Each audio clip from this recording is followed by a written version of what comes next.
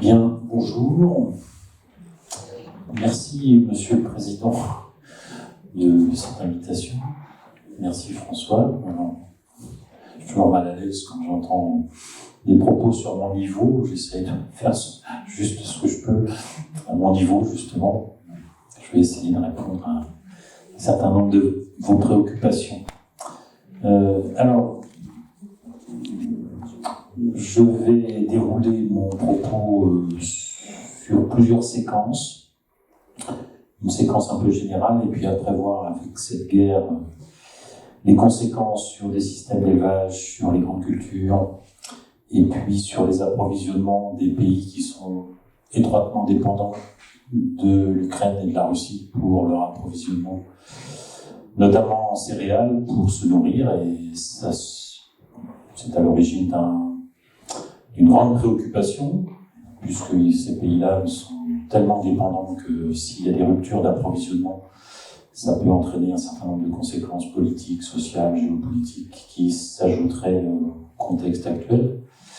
Donc je vais faire aussi un petit balayage là-dessus et essayer de voir quelles sont les décisions qui ont été prises récemment, à l'échelle nationale, évidemment, puisqu'il y a eu un plan, à l'échelle européenne, où là c'est un peu plus compliqué, et puis à l'échelle mondiale, comment on peut essayer de résoudre cette équation de l'approvisionnement des pays les plus dépendants de l'extérieur pour se nourrir.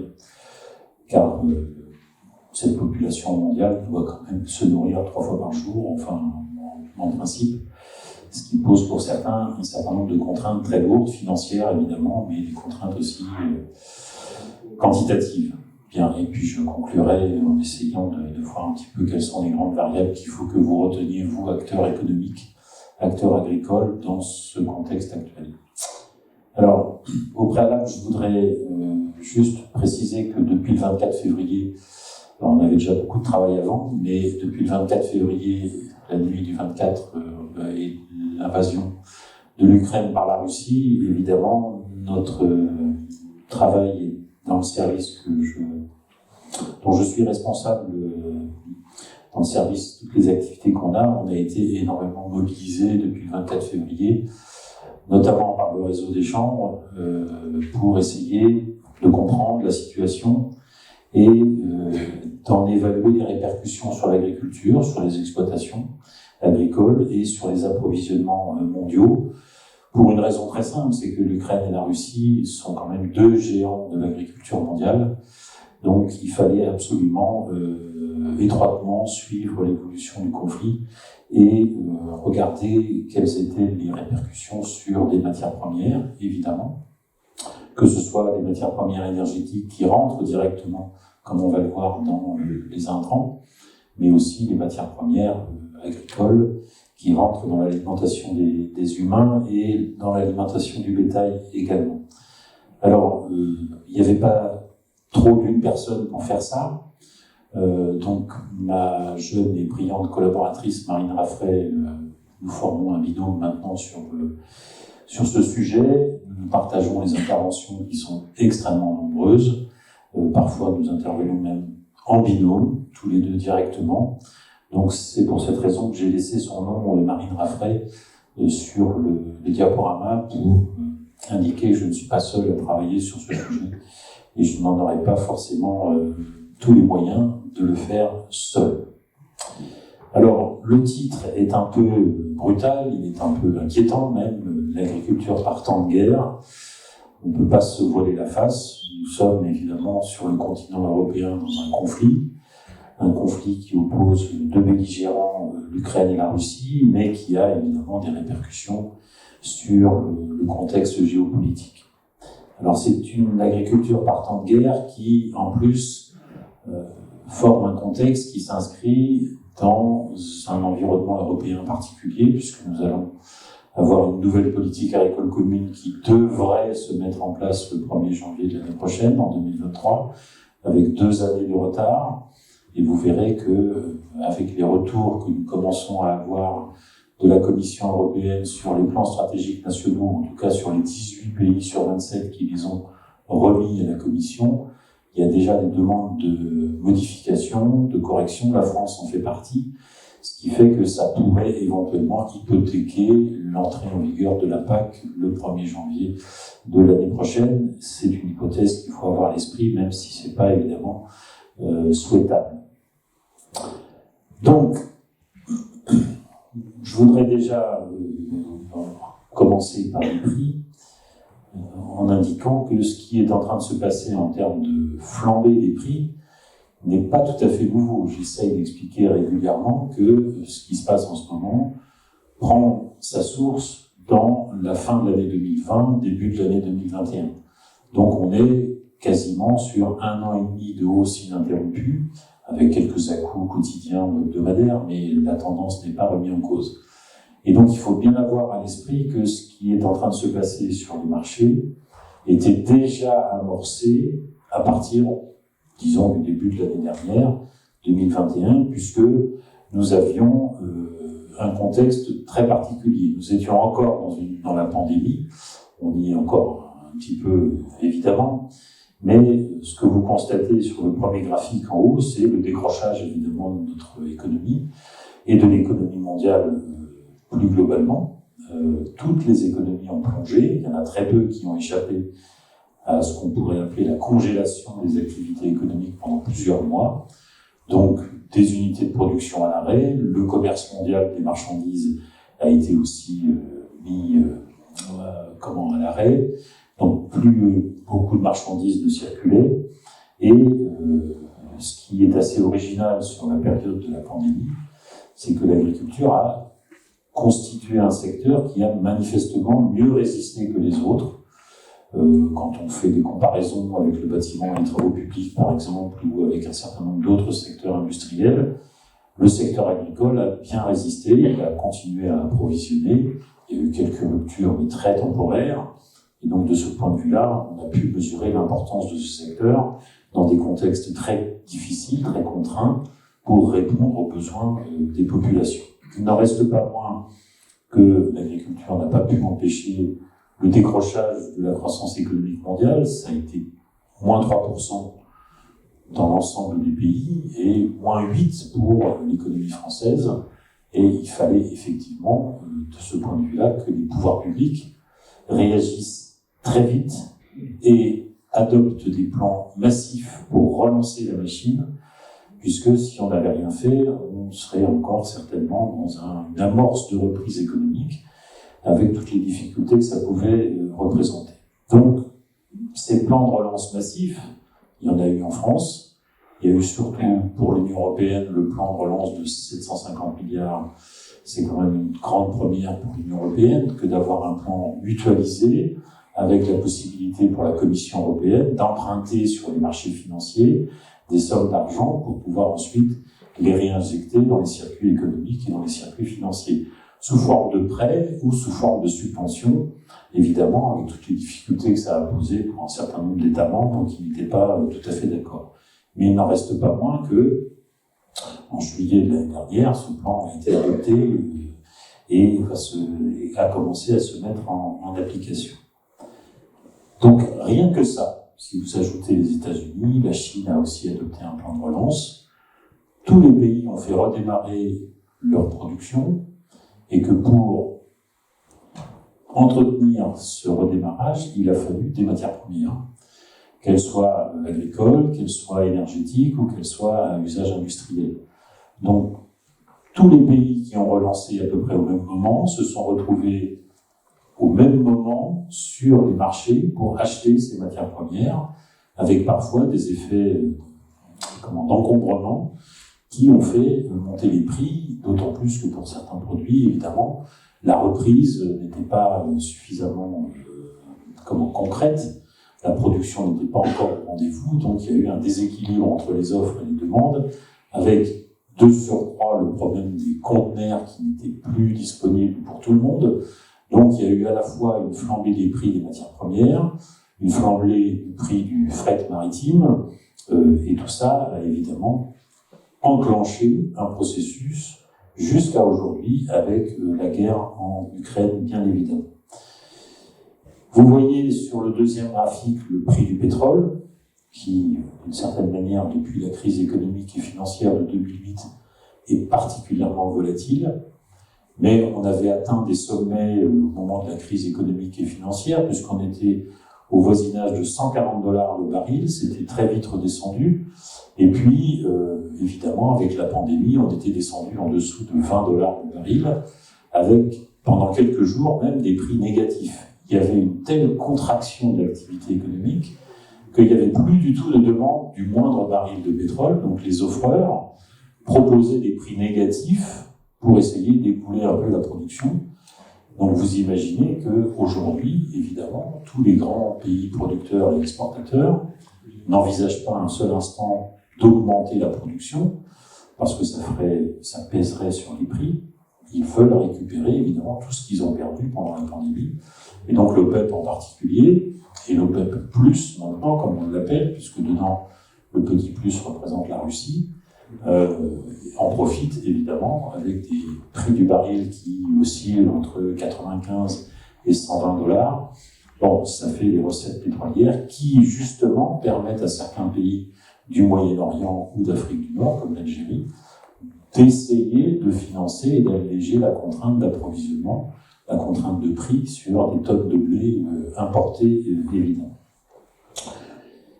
Bien, c'est le contexte général dans lequel on est, donc ayez bien à l'esprit que cette hausse de prix dont vous êtes victime ou bénéficiaire, eh bien, elle ne date pas du 24 février, elle se situe historiquement sur une période d'un peu plus long terme.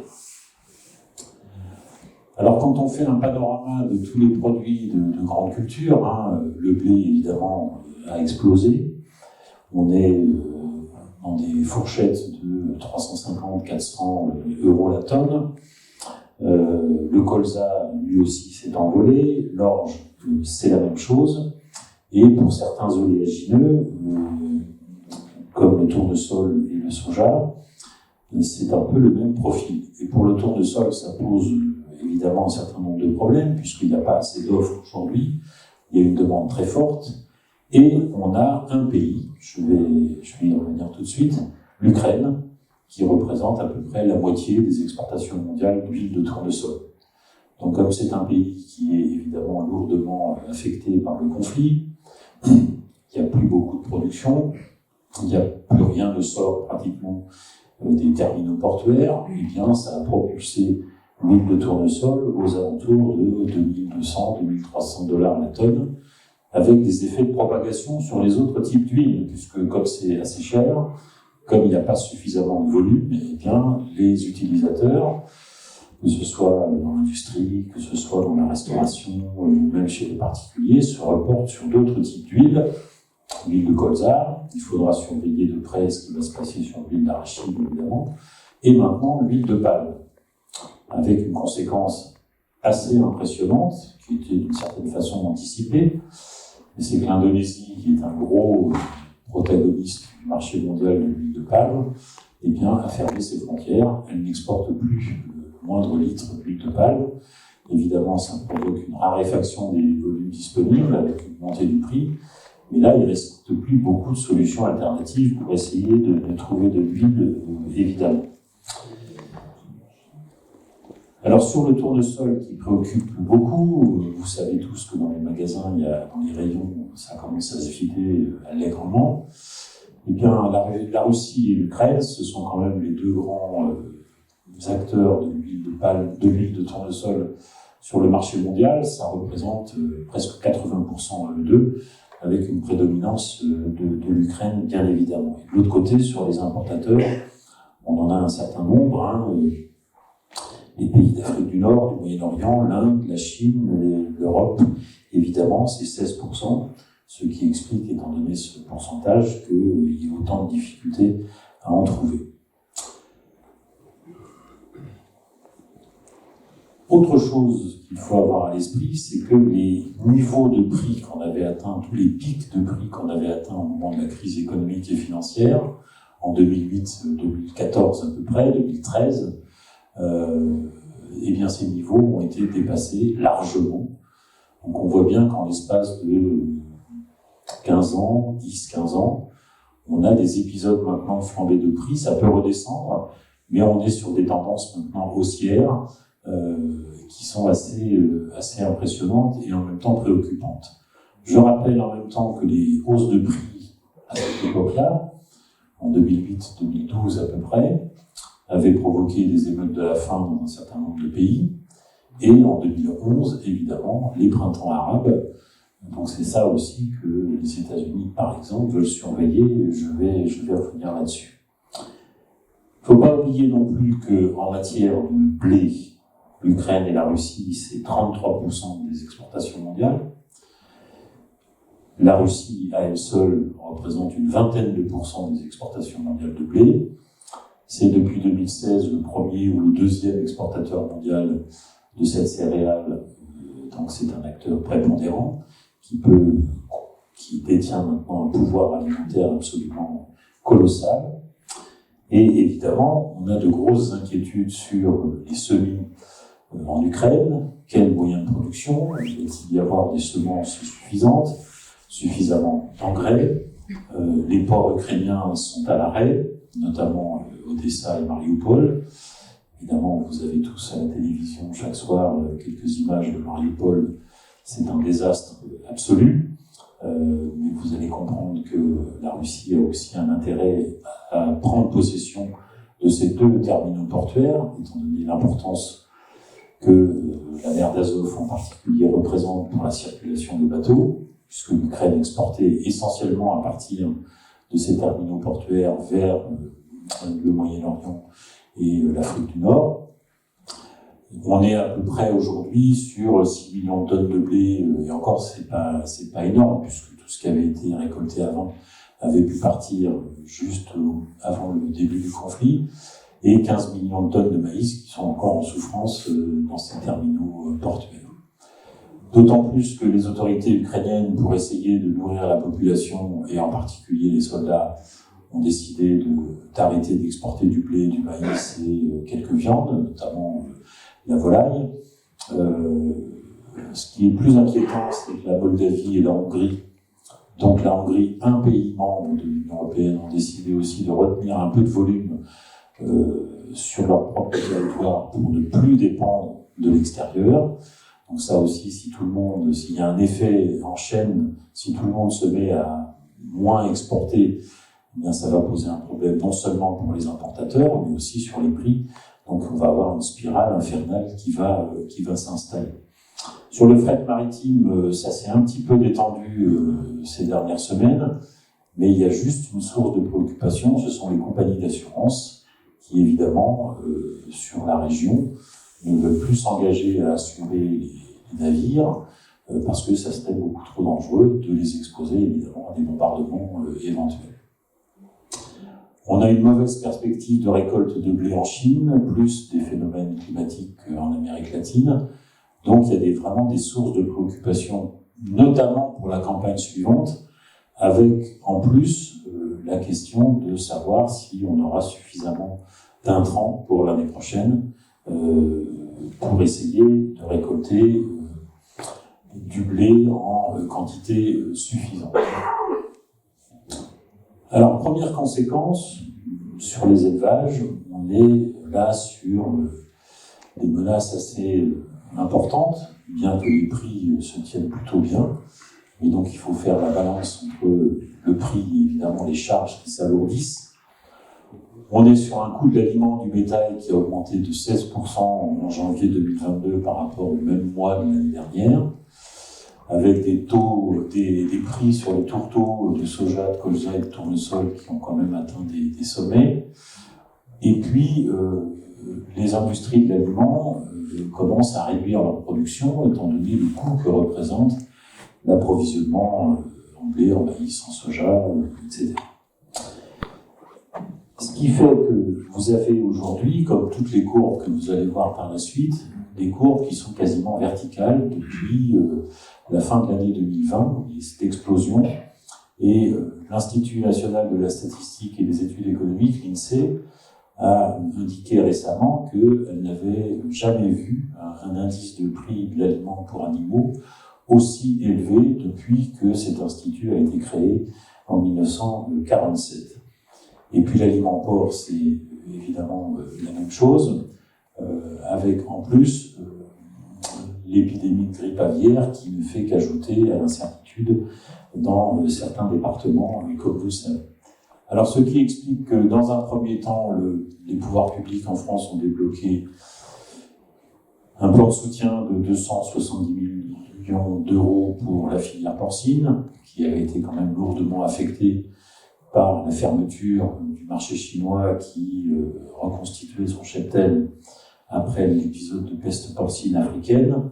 Et puis, plus récemment, donc, dans le plan plus global, les 400 millions d'euros pour la filière bovine. Alors, je ne vais pas trop détailler ce tableau où il y a plein de chiffres, évidemment. L'économiste qui ne ferait pas un exposé avec 100 chiffres, ça serait curieux. Juste pour vous indiquer que sur l'industrie de l'aliment, on a non seulement une diminution de la production d'aliments de un peu plus de 2% sur janvier-février, et que dans l'incorporation, eh bien, on a des baisses en blé et en orge en particulier, et les tourteaux de soja sont aussi en baisse. Donc, ça peut être une source de préoccupation, évidemment, pour les éleveurs, quels qu'ils soient, sauf ceux qui sont encore, évidemment, en système herbagé. Alors, c'est d'autant plus regrettable que, depuis quelques mois, on avait quand même une meilleure orientation des prix. Alors, c'est le cas du porc, c'est le cas du broutard, de l'agneau également. Et en lait conventionnel, on avait un lait qui s'était bien redressé depuis la fin de l'année 2021, avec une situation en ce début de l'année 2022, premier trimestre à peu près, autour de 370-380 les 1000 litres. Donc, évidemment, c'est plutôt une bonne nouvelle, mais encore une fois, il faut mettre ça en regard de l'alourdissement des charges pour certains. Alors, quelques éléments complémentaires, parce que ces hausses de prix ont quand même un impact, et je me concentrerai plutôt sur le problème des répercussions sur les prix à la consommation.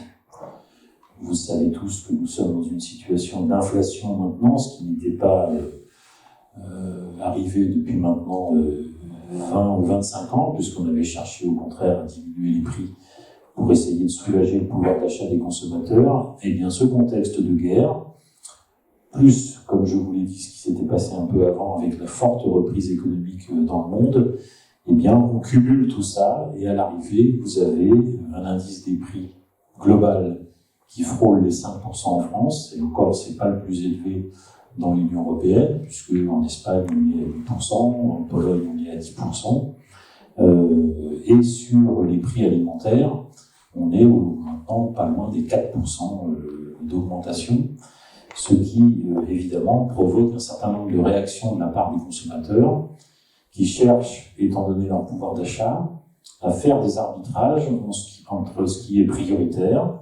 Ça peut être le carburant pour se déplacer, on va rentrer dans la période estivale, donc le chauffage sera moins prioritaire. Et sur les produits alimentaires, on va au premier prix maintenant, ce qui explique en grande partie depuis plusieurs mois que les produits issus de l'agriculture biologique éprouvent de sérieuses difficultés. Il y a une demande qui n'est plus au rendez-vous, les consommateurs font des choix. Et ce qui est très frappant et très préoccupant, c'est qu'au mois de mars, l'INSEE a indiqué que la consommation alimentaire était en baisse de 3%. Donc, la quantité achetée a baissé de 3% en France. Donc, il va y avoir probablement, si ça s'inscrit dans la durée, un problème de débouché dans les prochains mois en France pour les productions agricoles et alimentaires. Alors ensuite, évidemment, la grippe aviaire, mais la consommation de poulet se maintient plutôt pas mal. Mais comme il y a moins de disponibilité en France, évidemment, il y a une hausse de nos importations de poulet en provenance de Belgique, de Pologne, et évidemment l'Ukraine est beaucoup moins présente, puisqu'elle était jusqu'à présent un fournisseur assez important du marché européen. Alors sur les grandes cultures, les charges évidemment s'alourdissent également, puisque vous avez une augmentation de 13% de l'énergie et des lubrifiants, le gaz augmente également, les carburants, essence, gazole et gazole non routier, 30%, l'électricité beaucoup moins évidemment. Ce qui conduit, et encore une fois, vous avez un peu la verticalité des courbes sur la partie droite du graphique, mais les augmentations des prix à la production qu'on constate, prix du blé, etc., sont assez largement absorbées par la hausse des prix des moyens de production. Donc c'est sur une proportion de 14 contre 20 sur un an.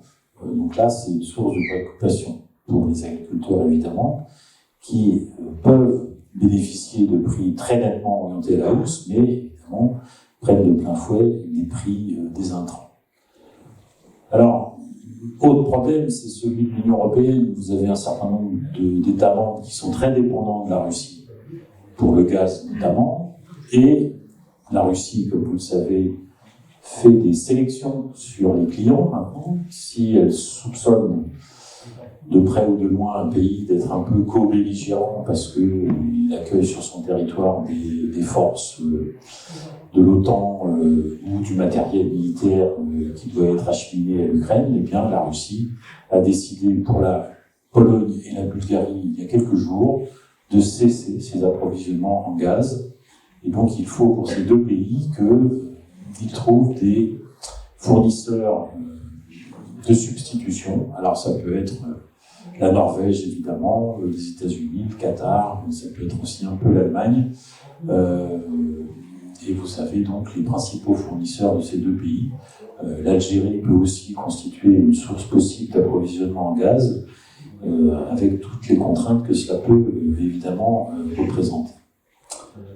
Ensuite, sur le coût des engrais, alors là c'est l'explosion, puisqu'on est sur des rythmes d'augmentation qui peuvent aller jusqu'à 157% sur un an. L'engrais simple azoté 138, l'ammonitrate, les solutions azotées, l'urée, les engrais simples phosphatés et potassiques, et ainsi de suite. Donc là aussi, vous retrouvez évidemment la cassure qu'il y a eu à partir de la fin de l'année 2020 et qui s'accentue aujourd'hui avec le conflit. Alors c'est lié évidemment à ce que je disais tout à l'heure sur l'augmentation du prix du gaz et du pétrole. C'est lié au fait que certaines usines de fabrication tournaient déjà au ralenti juste avant le conflit, le comportement évidemment des producteurs d'énergie, plus le fait qu'il y avait un stockage insuffisant dans l'Union européenne. Et j'ajoute qu'il y a aussi d'autres demandeurs, le Brésil par exemple, grand pays agricole, qui utilise beaucoup d'engrais étant donné le fait que son agriculture est exposée à beaucoup d'humidité, à des sols qui sont relativement pauvres, etc. Donc on a maintenant une question qui revient très souvent, quelle va être la production de blé dans le monde dans les mois qui viennent et sur l'année prochaine? J'ai remis les principaux fournisseurs d'engrais pour l'UE, les principaux producteurs d'engrais azotés, le prix de l'ammonitrate qui a dépassé les 1 000 €, de l'urée aussi, sur la solution azotée, et le prix du PK, silo rendu, on s'en rapproche également. Et vous avez l'origine des importations d'engrais de la France sur une moyenne 2017-2021. Vous avez donc des pays qui sont les poids lourds, la Belgique, les Pays-Bas, mais la Russie représente quand même 7% de nos approvisionnements, ce qui n'est pas négligeable, et qu'en cas de rupture d'approvisionnement, il faudra se concentrer donc sur nos autres fournisseurs, avec évidemment le risque au passage d'avoir des augmentations de prix. Évidemment, c'est la logique du marché. Il y a deux problématiques qui découlent de tout ça. C'est, peut-on réduire par voie de conséquence l'usage des engrais sans affecter trop lourdement les volumes produits? Alors évidemment, ça va dépendre des types de cultures qui sont plus ou moins gourmandes en engrais. Et la deuxième problématique qui surgit, sur laquelle je reviendrai un peu plus tard, c'est quelle perspective pour l'Europe en matière de Green Deal, en matière de Farm to Fork. Est-ce qu'on peut réexaminer le texte? Est-ce qu'on peut le reporter? Ou est-ce qu'on doit le suspendre ou ne pas y toucher? Donc il y a différentes solutions et vous verrez tout à l'heure que l'Union européenne a tranché en essayant d'indiquer qu'elle pourrait agir, mais à la marge seulement. Je voudrais juste indiquer par rapport à ces questions d'engrais, notamment sur l'azote et la potasse, parce qu'il ne faudra pas oublier l'autre acteur qui est la Biélorussie, qui est un allié évidemment de Moscou. Toutes les sanctions occidentales dont vous avez pris connaissance depuis le 24 février se répercutent évidemment par des rétorsions possibles de la part de la Russie et de la Biélorussie sur la question de l'azote et de la potasse. Ces deux pays font maintenant des choix sur les clients en fonction du degré d'engagement que les clients ont dans le conflit, indirectement, acheminement de troupes, envoi de matériel militaire, des crédits, etc. Ce qui veut dire que dans le contexte actuel, la contre-mesure aux sanctions occidentales, c'est d'organiser sur les engrais par exemple, ou sur le gaz, et il y a un lien évidemment direct, c'est d'organiser la pénurie de façon à détenir une arme de guerre, en quelque sorte, contre l'Union européenne, contre les États-Unis. En l'occurrence, c'était plutôt l'Union européenne jusqu'à présent. Donc, la conséquence directe, c'est que s'il y a moins de disponibilité d'engrais, ça peut compromettre évidemment la production mondiale de céréales, parce que si on ajoute à ça évidemment les aléas climatiques, je parlais de la Chine tout à l'heure, aux États-Unis en ce moment on a constaté un déficit hydrique, donc tout cela fait que il y a énormément d'incertitudes sur ce qui va se passer dans les prochains mois pour les récoltes mondiales. J'ajouterais que en matière d'exportation de céréales, l'Ukraine exporte massivement par la mer. C'est 90% de son commerce agricole qui transite par la mer Noire. Vous avez des ports comme Nikolaïv, c'est 20 millions de tonnes. Chornomorsk, c'est 13 millions de tonnes. Odessa, c'est 9 millions. Et puis, vous avez la mer d'Azov, avec évidemment Mariupol, c'est un peu plus restreint. Et donc, l'Ukraine est aujourd'hui bloquée. La seule solution pour elle, c'est d'utiliser la voie ferroviaire. Mais évidemment, un train, c'est 1500 à 2500 tonnes possibles qui peuvent partir, alors que des vraquiers, c'est 25 à 30 000 tonnes. Donc, c'est vraiment une petite proportion. C'est 5 à 7% de la capacité de l'Ukraine à sortir ces volumes, mais il n'y en a plus beaucoup, notamment vers la Pologne, la Hongrie, la Roumanie et la Bulgarie. Donc l'enjeu, aujourd'hui dans le contexte actuel, pour les questions agricoles, c'est d'essayer pour la Russie de contrôler ces terminaux portuaires, évidemment, puisque en contrôlant ces terminaux portuaires, la Russie peut les utiliser.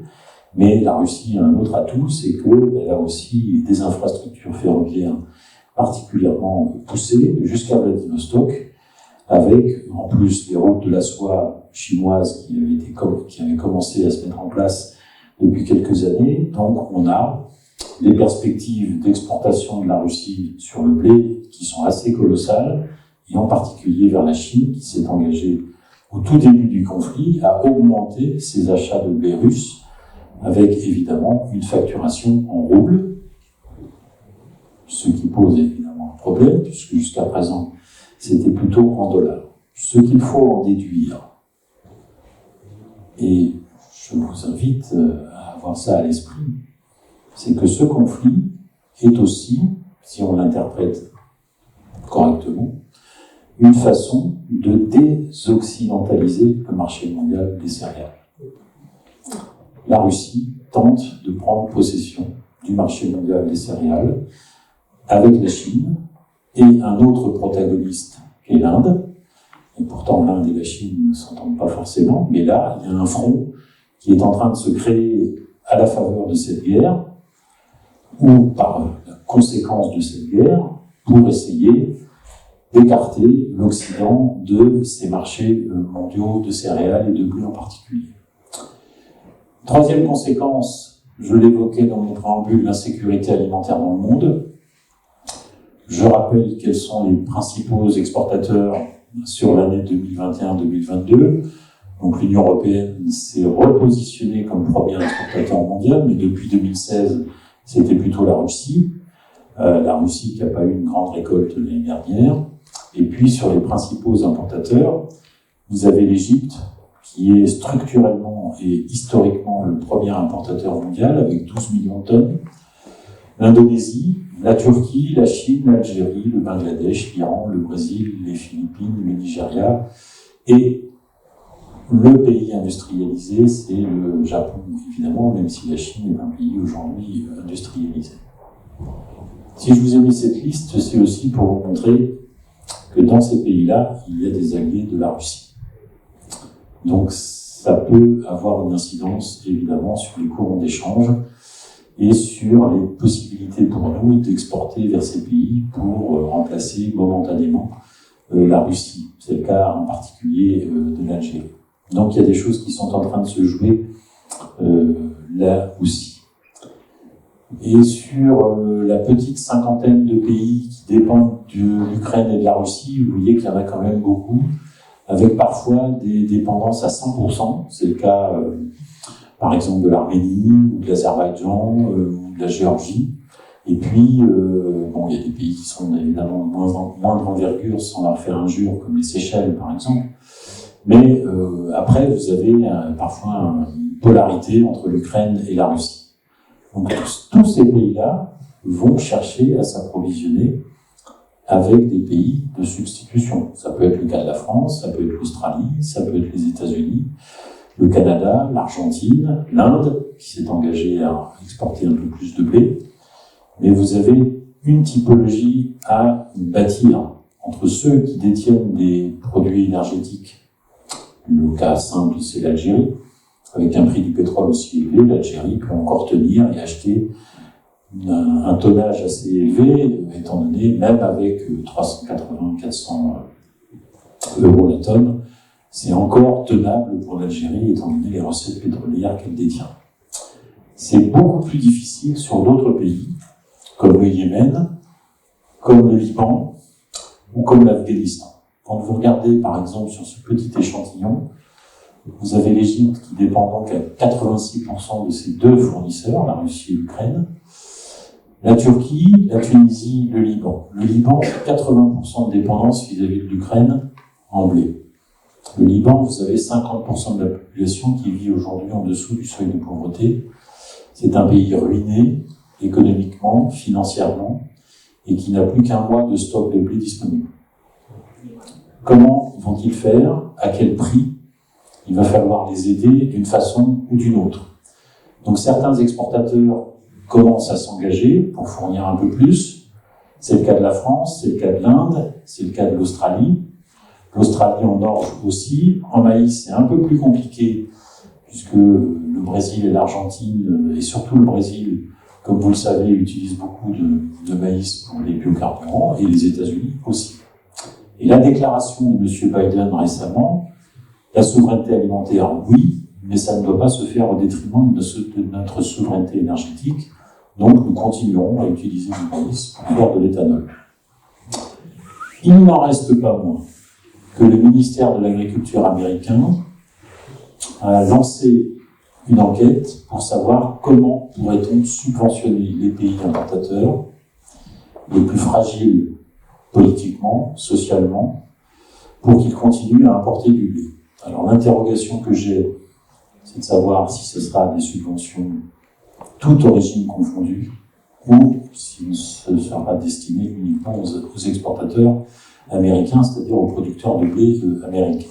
Évidemment, les effets d'aubaine ne doivent pas être écartés dans cette affaire. On commence quand même à percevoir quelques réductions d'importation de la part de l'Égypte, puisque l'organisme public qui centralise les demandes pour acheter du blé n'a plus beaucoup de clients. Donc c'est là aussi un problème, une source de préoccupation, puisque l'Égypte, c'est quand même une population très élevée. Comment va-t-on faire pour nourrir cette population? L'Algérie commence aussi à réduire ses importations au regard du coût. La Turquie également, et la Tanzanie, même si la Tanzanie n'est pas un grand acteur en importation. Et l'Afghanistan, juste deux mots. C'est un pays qui est en train de mourir de faim en silence. Ils n'ont plus rien, même plus d'argent, pour pouvoir acheter 1 kilo de blé. c'est 80% de la population qui vit en dessous du seuil de pauvreté, avec une insécurité alimentaire chronique, notamment chez les enfants. Alors, quelques rappels complémentaires. C'est d'autant plus ennuyeux que les stocks mondiaux, en particulier en blé, s'étaient quand même redressés ces dernières années. Donc il faudra surveiller aussi l'évolution de ces stocks pour savoir si on peut puiser dedans pour approvisionner les principaux pays importateurs. Et puis je vous ai mis en haut à gauche les parts de marché à l'exportation sur le blé. Et vous voyez que la Russie en rose, c'est les vins là, occupe maintenant une place absolument prépondérante, alors qu'elle était encore très loin, encore en 2010, et en 2000 c'était encore pire. Et M. Poutine a fait de son agriculture un levier de sa puissance. Alors sur les huiles végétales, sur les exportateurs, l'Indonésie, la Malaisie occupent une place évidemment importante. Les disponibilités en matière grasse, bon, vous en avez en grammes par personne et par jour, c'est très contrasté selon les types d'huile. Et puis la décision, comme je le disais tout à l'heure, du gouvernement indonésien d'interdire les exportations d'huile de palme, alors que c'est un pays qui quand même dépend beaucoup de ce produit pour ses recettes à l'exportation. On a des pénuries de main-d'œuvre en Malaisie sur le palme aussi, puisque c'est un gros acteur.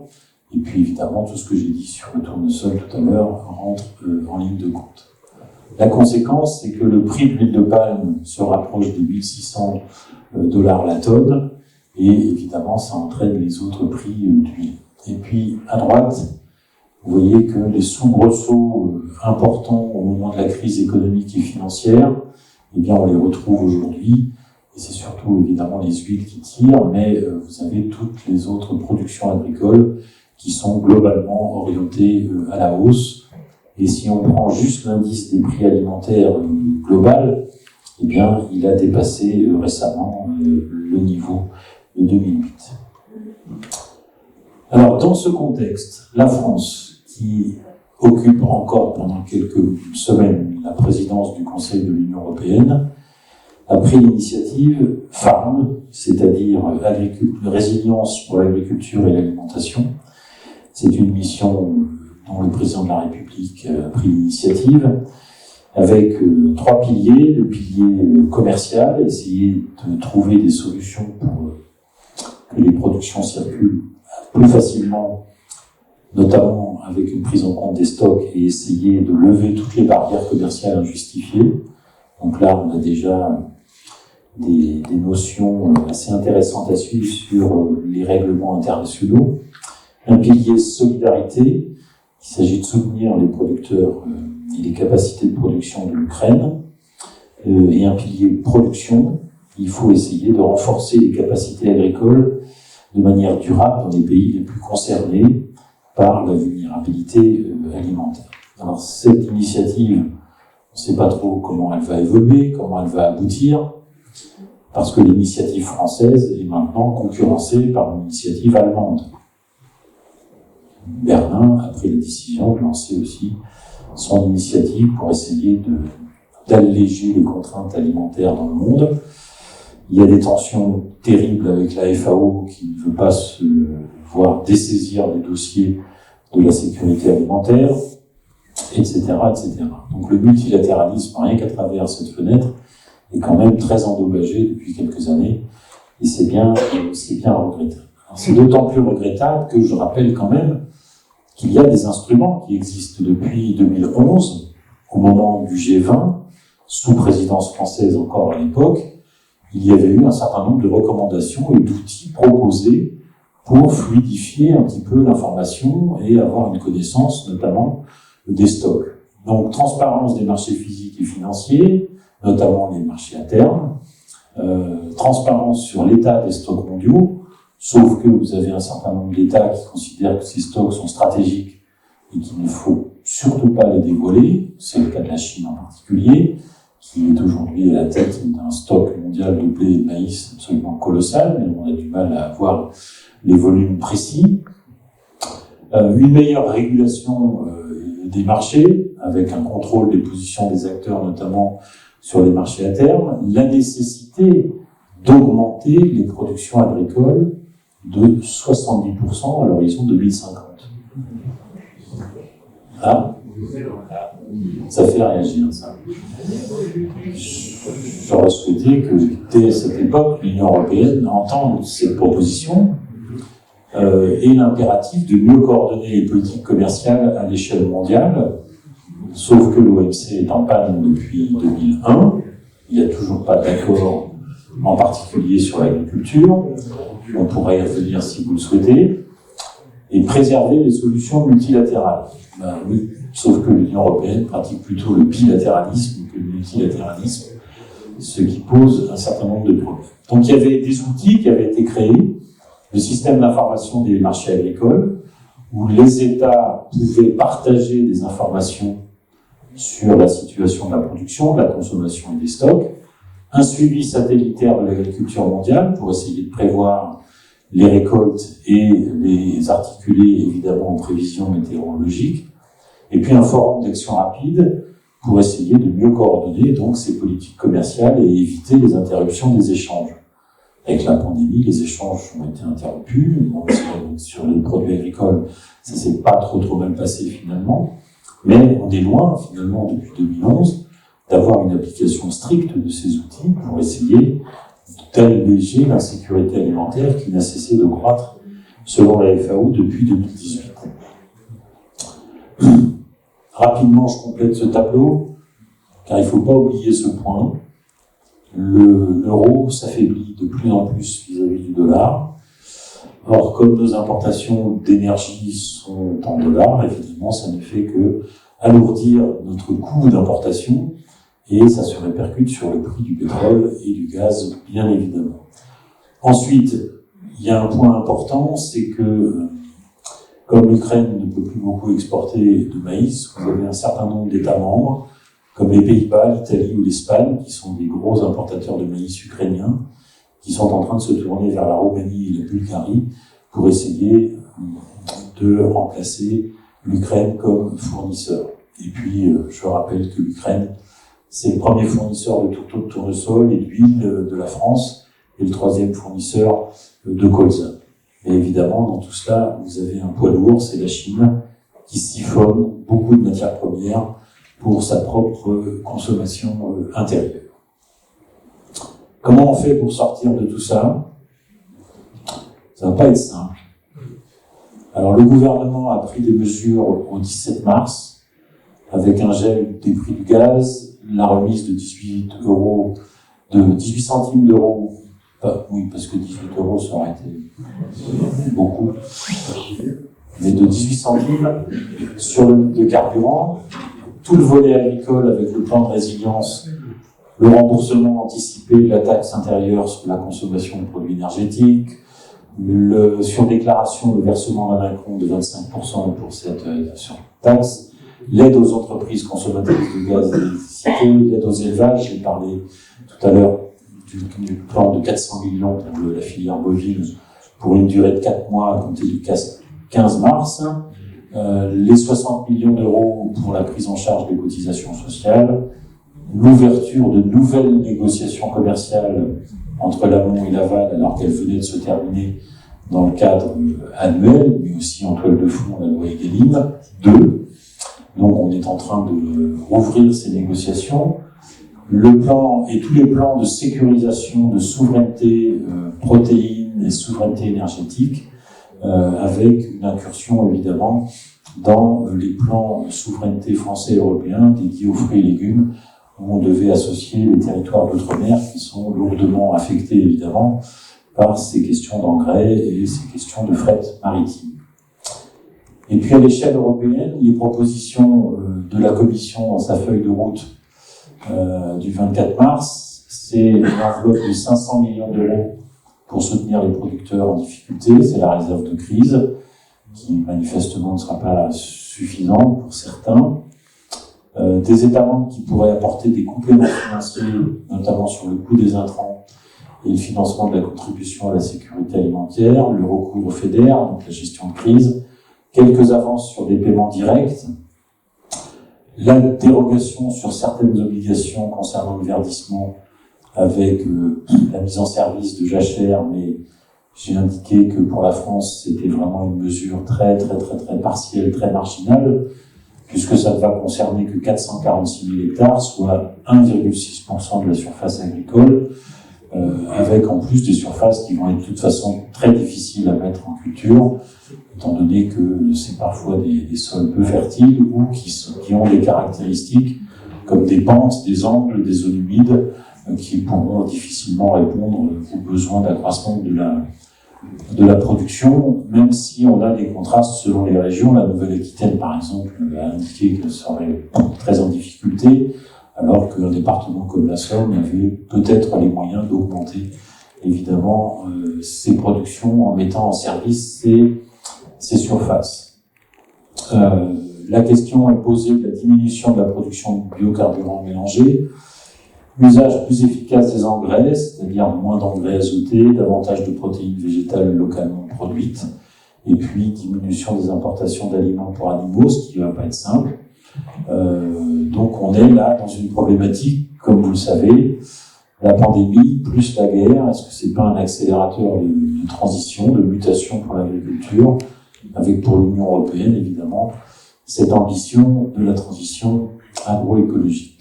Alors justement, le Green Deal, autant vous le dire, la Commission pour l'instant n'a pas voulu remettre quoi que ce soit en cause, à l'exception donc des jachères. Mais pour ce qui est de la diminution de l'usage des engrais, des pesticides et le passage à 25% des surfaces en agriculture biologique, pour l'instant, ça n'a pas bougé. Alors, c'est ennuyeux parce qu'il y avait déjà eu une première alerte sur les fameuses études d'impact qui avaient été réalisées sur ce Green Deal par les États-Unis, par certaines universités allemandes, par la Commission elle-même, et puis plus récemment par l'université de Wageningen aux Pays-Bas, et toutes convergeaient, c'est ce qui m'avait frappé. On avait beaucoup travaillé à la PCA là-dessus. Elles convergeaient toutes pour dire que si l'Union européenne appliquait sa stratégie Farm to Fork, de la ferme à la fourchette, il y aurait un décrochage à l'horizon 2030 de la production agricole, en moyenne de 12 à 15%, un décrochage de notre capacité d'exportation, une augmentation de nos importations, et à l'arrivée, une diminution du revenu des agriculteurs européens. Bon. Il y a eu beaucoup de débats autour de ces études, et puis évidemment la deuxième alerte, j'ai essayé de vous montrer ce qu'il en était pour cette guerre, c'est diminution de production, d'exportation, puisque l'Ukraine représente quand même une part importante de ces deux variables sur le marché mondial. Donc on est dans cette interrogation sur comment est-ce qu'on fait pour satisfaire la demande mondiale. Est-ce que l'Union européenne veut contribuer ou non aux équilibres vitaux de la planète? Donc accroître la production, c'est pour ça que je vous ai rappelé la décision qui avait été prise en 2011 au moment du G20, en pleine crise économique et financière, en plein printemps arabe et en pleine émeute de la faim. Est-ce qu'il faut reporter, alléger, dissoudre le Green Deal? Bon, la réponse, on la connaît maintenant depuis quelques semaines. C'est on continue, on maintient ce projet, cette stratégie. On a beaucoup de mal à faire entendre aussi la question des stocks publics auprès de l'Union européenne, qui considère qu'on pourrait contrevenir aux réglementations internationales et notamment ceux de l'OMC. Est-ce qu'il faut interdire les productions de carburant, de biocarburants, pour essayer de consacrer un peu plus de production agricole à l'alimentation humaine? La réponse aux États-Unis, vous la connaissez. Pour l'instant, dans l'Union européenne, il y a beaucoup d'incertitudes. Est-ce qu'il faut sortir du gaz naturel pour... alors c'est ce qui a été annoncé hier, c'est qu'à l'horizon de 6 mois, l'Europe devrait ne plus être dépendante du gaz russe. Donc ça se répercute évidemment sur les intrants. Mais beaucoup d'études ont montré que la consommation européenne de gaz ne devrait pas baisser avant 2030. Ce qui veut dire que pour trouver des fournisseurs, il y en a, la Norvège, l'Algérie, vous avez tout le forum des pays exportateurs de gaz, qui est l'équivalent de l'OPEP à peu près, mais qui considèrent qu'ils ne vont pas pouvoir répondre à la totalité de la demande de l'Union. Et en plus, ils sont engagés dans des contrats de très long terme avec des pays d'Asie, et donc ils perdraient évidemment de l'argent s'ils dénouaient les contrats qui ont été signés pour une longue durée. Développer les biométhaniseurs, ça va nécessiter beaucoup d'investissement et beaucoup de temps, évidemment. D'autant plus que dans ce panorama général sur le Green Deal, vous avez beaucoup de divergences entre les producteurs, les céréaliers en particulier, les ONG, les chercheurs. Et donc on est vraiment sur un débat qui n'en est qu'à ses débuts. Alors sur le PSN français, parce que ça rentre évidemment de façon presque perpendiculaire au débat sur la guerre et ses répercussions. Je rappelle qu'il n'y a que 18 États membres sur 27 qui ont envoyé leur PSN. Belgique, Allemagne, Roumanie, Bulgarie, etc. n'ont pas encore remis leurs plans stratégiques nationaux à la Commission européenne. La France l'a fait au 31 décembre. Il y a eu un retour de la Commission sur le PSN, et je vais juste vous lire une phrase qui m'est apparue. Malgré un renforcement pour certains objectifs, la Commission constate que les interventions proposées par la France ne répondent que de manière partielle, voire pas du tout, à certaines conclusions du débat public ou à certaines faiblesses identifiées dans le plan.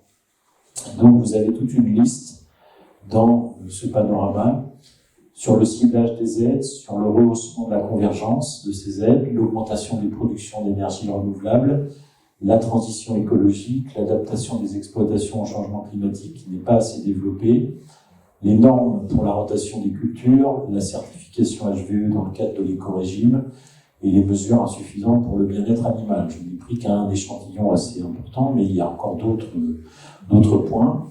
Et donc, la France est maintenant engagée pour essayer de proposer un nouveau texte, même s'il y a eu la réponse du ministre de Normandie qui disait que la Commission avait outrepassé ses droits et qu'elle avait pris des positions politiques qui n'est pas de son ressort. On va apporter des solutions techniques, on va certainement améliorer certains points de notre plan, mais sur un certain nombre d'autres points, la France a répondu assez sèchement en disant que c'était une question de souveraineté aussi, que d'adopter certains points de ce plan stratégique national. Alors le calendrier, remise d'un PSN version 2 vers la fin de ce mois de mai. La Commission aura 2 mois pour réagir. D'où la question, puisqu'il manque certains États, puisqu'on va arriver mai, juin, juillet, à la moitié de l'année, est-ce que le calendrier 2023 pour la PAC va être ou non maintenu? Certains États membres demandent déjà un report de la PAC à 2025. Je rappelle que c'était 2027 la fin de cette nouvelle PAC. Et dedans, vous avez beaucoup de pays de l'Est, évidemment, qui revendiquent ce report. Alors les autres mesures, les autres pistes, qui sont peut-être un peu plus générales, c'est la souveraineté alimentaire. Et à la PCA, dans les chambres, le président Sébastien Windsor a très vite, avec la pandémie, et il l'a réaffirmé, l'importance de cette souveraineté alimentaire. Alors je précise quand même que ce n'est pas un repli sur soi-même, mais c'est simplement accroître notre autonomie de décision. Problème. Outre la définition, quelle échelle? Est-ce que l'autonomie de décision dans le cadre de cette souveraineté sera une autonomie nationale ou une autonomie européenne? Est-ce que les 27 États membres sont d'accord entre eux là-dessus ou pas?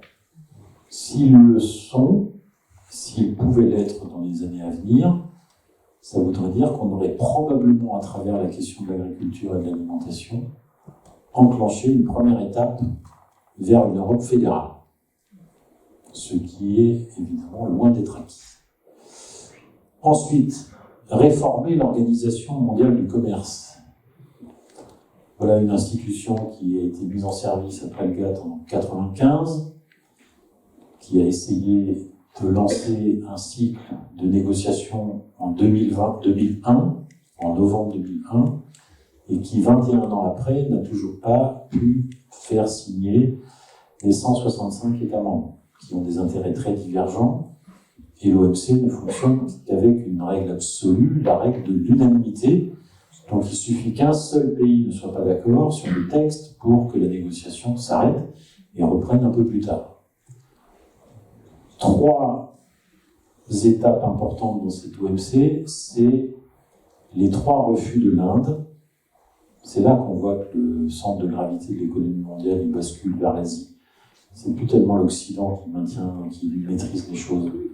L'Inde a refusé de signer, premièrement parce que le libre-échange est une menace pour sa paysannerie, et deuxièmement parce que l'OMC voulait lui interdire le financement public des stocks. Or, les stocks indiens de blé aujourd'hui, on en a besoin justement dans la situation de guerre avec des pays importateurs. Donc il faut soit réformer l'OMC, soit extraire l'agriculture de l'Organisation mondiale du commerce et créer une Organisation mondiale de l'agriculture et de l'alimentation, par exemple. Il n'en reste pas moins que nous avons un certain nombre d'atouts, il ne faut pas lâcher dans ce contexte difficile. Je vous ai juste mis ce qui est en train de se passer sur le commerce extérieur agroalimentaire, où sur les 2 premiers mois de l'année, on a quand même une augmentation de 300 millions de notre solde excédentaire. On a fini l'année 2021 avec 8 milliards d'excédents. Quand on voit l'allure de notre déficit, par ailleurs, dans l'industrie notamment, on peut se dire que l'agroalimentaire, c'est pas si mal. On a certes une érosion de notre compétitivité depuis une bonne dizaine d'années, mais avec un redressement quand même de ce solde excédentaire depuis 3 ans, hors 2020, mais ça c'était pour tout le monde. Et dans ce panorama, vous avez 2 secteurs qui tirent leur épingle du jeu et qui tirent vers le haut cet excédent, les céréales et la viticulture. Les produits laitiers, c'est un peu moins, mais c'est aussi extrêmement précieux. Quoi qu'il en soit, 2008, 2020, 2022, vous avez une succession de crises et pour vous, agriculteurs, une accumulation de défis à relever. C'est vraiment pas si simple. Mais ce que je peux vous suggérer de faire, c'est que l'on soit agriculteur, entrepreneur, responsable politique, responsable professionnel, ou à mon petit niveau économiste, c'est que désormais, la dimension géopolitique doit rentrer dans vos plans, dans votre stratégie. Tout ce qui peut se passer dans un coin éloigné du monde, le moindre, comme on dit, battement d'aile de papillon aura des effets dévastateurs sur une autre zone du monde. Donc il faut absolument en tenir compte. Je ne peux pas évidemment conclure, parce que comme vous l'avez dit, Président, il n'y a pas beaucoup de solutions pour l'instant, il faut avoir juste quelques informations pour s'adapter.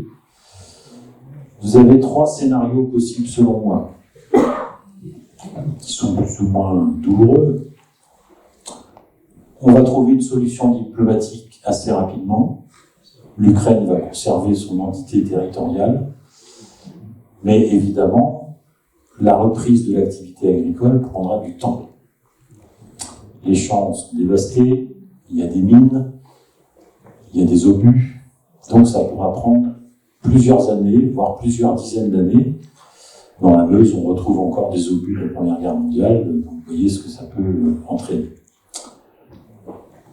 Donc les équilibres commerciaux ne seront pas forcément fondamentalement modifiés, mais auront du mal à se remettre en place. Le deuxième scénario, l'Ukraine est partitionnée, coupée en 2, avec une partie Est qui revient à la Russie, et en particulier tout le Donbass, avec les 2 régions indépendantistes que sont Louhansk et Donetsk.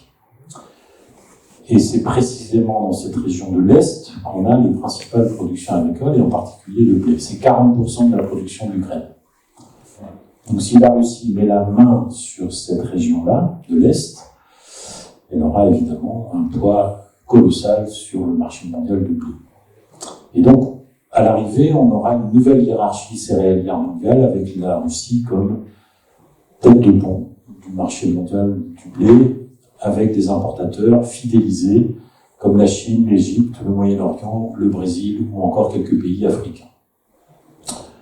Et comme je l'ai dit tout à l'heure, cette puissance sera exacerbée par le contrôle des terminaux portuaires. Déjà qu'elle avait la Crimée, donc ça ne pourrait que amplifier le processus. Le scénario le plus noir, c'est le dernier. L'Ukraine est totalement annexée, c'est peu probable évidemment, et la Russie s'empare aussi des productions de maïs au nord. Pour le tournesol, c'est pareil, et on a une rupture franche et massive avec l'Occident, avec évidemment des alliances Chine, Inde, pays du Moyen-Orient qui s'approvisionneraient plutôt en céréales et en oléagineux russes. Tout ça va dépendre évidemment de la gouvernance mondiale et du commerce en particulier, mais aussi des issues qui seront données par Moscou aux livraisons d'armes à l'Ukraine. Quelles conséquences? Est-ce que ça va amplifier le conflit? Est-ce que ça va les calmer? Donc beaucoup d'interrogations. Et donc vous avez aujourd'hui un paysage assez singulier, avec une géopolitique des ressources qui se dessine de plus en plus, où il y a des facteurs importants, l'alimentation, l'accès aux terres évidemment, la maîtrise de l'eau et de l'énergie, avec toutes les variables économiques et sociales et environnementales qui gravitent autour, bien évidemment, et tous les risques, dont j'ai essayé de dresser une petite liste, les pénuries, et comme vous le savez, on en parle beaucoup en ce moment, des révoltes sociales. Le FMI a repéré déjà quelques instabilités politiques et sociales dans certains pays africains et au Liban, la convoitise de toutes ces ressources naturelles et évidemment des sources de conflits pour le monde. Je terminerai là-dessus. Que ce soit la pandémie ou la guerre en Ukraine, pour nos pays occidentaux et singulièrement en France, il y a toute une interrogation. C'est sans doute le moment opportun pour certains, moins pour d'autres, de réviser le mode d'organisation de notre société, être plus sobre, manger moins de viande, rouler avec moins de voitures, etc., diminuer nos importations. Est-ce que nous sommes face à la fin de la mondialisation telle qu'elle a été organisée au début des années 80, ou est-ce que ça va être une autre forme de mondialisation? Est-ce qu'on va se recentrer plus sur nos territoires, ou au contraire, on va continuer à être dans une mondialisation? Est-ce que l'agriculture elle-même va considérablement changer sa façon de faire, ses pratiques culturelles, d'élevage? Est-ce qu'on va avoir une nouvelle relation entre l'homme et la nature? Est-ce que l'Union européenne va faire des choix, et elle va être certainement obligée d'en faire, que ce soit dans le sens de la préservation du Green Deal, ou au contraire pour abandonner ça, et essayer de prendre conscience que l'Europe a un rôle à jouer dans l'approvisionnement alimentaire du monde. Donc beaucoup de points d'interrogation, mais véritablement nous sommes à un tournant, et en particulier l'Occident est à un tournant. Il y a quelque chose qui est en train de se passer, j'ai essayé de vous dévoiler un petit peu l'essentiel. Voilà, je vous remercie.